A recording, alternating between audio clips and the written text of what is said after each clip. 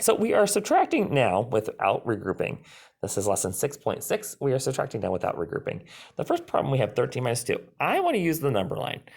We could use many different methods to subtract, but I want to use a number line. And always the bigger number when you subtract until you get the bigger number always comes first. When you subtract, the bigger number always comes first. When you subtract, the bigger number always comes first.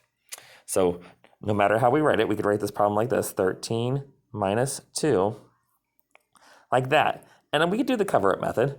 3 minus 2, or 3 take away 2 is 1, and then 1 take away 0 is 1. So because we use this method here, we know the answer to this problem up here is 11.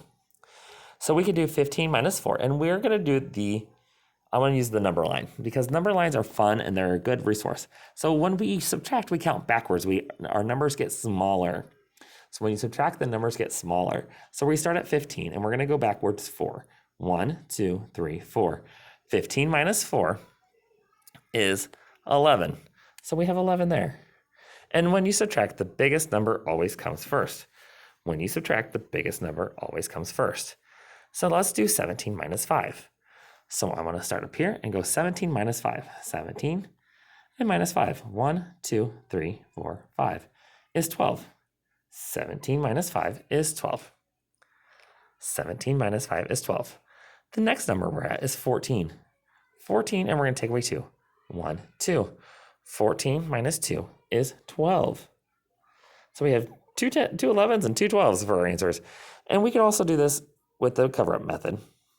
14 minus 2, so if we cover up the tens place, 4 minus 2 is 2, and 1 minus 0 is 1. Still get 12.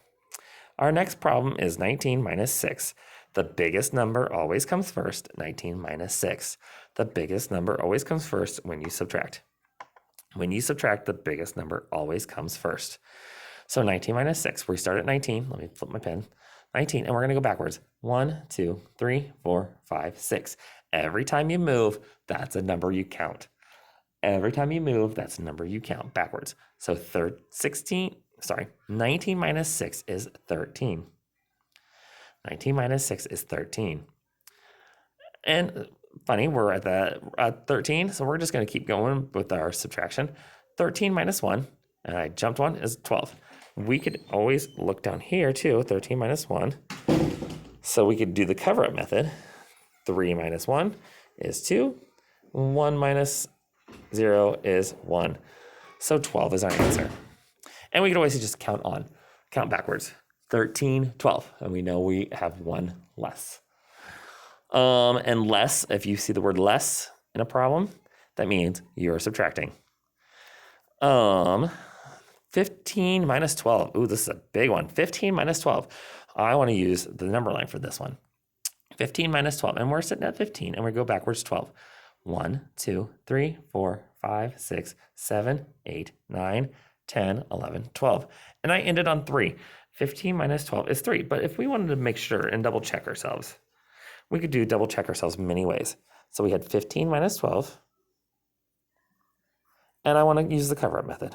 5 minus 2 is 3, and 1 minus 1 is 0. Or we could do 12 plus 3, and we'll see what we get.